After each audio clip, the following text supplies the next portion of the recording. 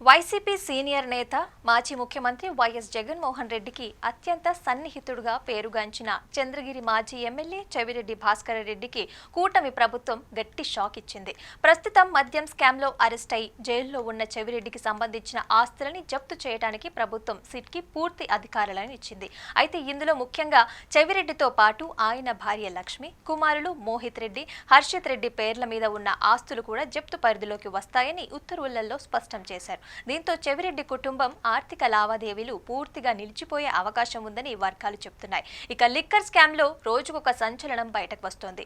ఈ కేసులో నిందితుల ఆస్తుల జప్తు ప్రక్రియ వేగవంతమవుతోంది. సిట్ నివేదిక ప్రకారం లిక్కర్ డీలింగ్స్, కమిషన్ల ద్వారా చెవిరెడ్డి కుటుంబం భారీగా ఆస్తులు కూడబెట్టిందనే ఆరోపణలు కూడా ఉన్నాయి. ఇంతేకాదు కమిషనర్ గా వచ్చిన డబ్బుని గత ఎన్నికలలో విస్తారంగా పంచిపెట్టారని, రాయలసీమలో ఎంపీ, ఎమ్మెల్యే అభ్యర్థులకి సపోర్టు చేయడానికి కూడా చెవిరెడ్డి భారీగా నిధులను సమకూర్చినట్లుగా సిట్ వెల్లడించింది.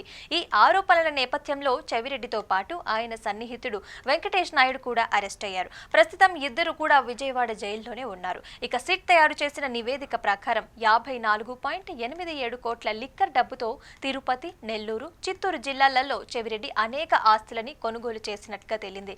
ఇక గత ప్రభుత్వ హయాంలో అధికారం అండతో అక్రమ భూ లావాదేవీలు పెద్ద ఎత్తున జరిగాయన్న అంశాన్ని కూడా సిట్ ప్రభుత్వం దృష్టికి తీసుకెళ్లింది. దీంతో అవినీతి నిరోధక చట్టం ప్రకారం చెవిరెడ్డి కుటుంబ ఆస్తుల జప్తుకి హోంశాఖ ముఖ్య కార్యదర్శి విశ్వజిత్ కుమార్ ఉత్తర్వులు జారీ చేశారు.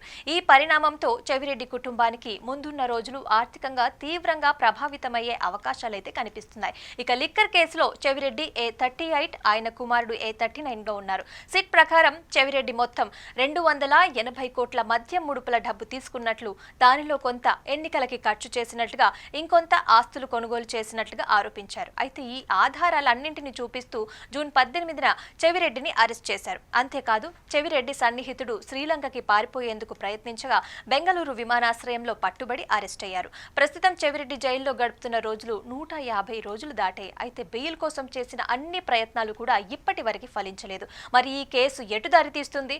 జప్తయ్యే ఆస్తుల వల్ల చెవిరెడ్డి కుటుంబం ఎదుర్కొనున్న ఒత్తిడి ఏ స్థాయికి వెళ్తుందనేదే రాష్ట్ర రాజకీయాలలో హాట్ టాపిక్ గా మారింది.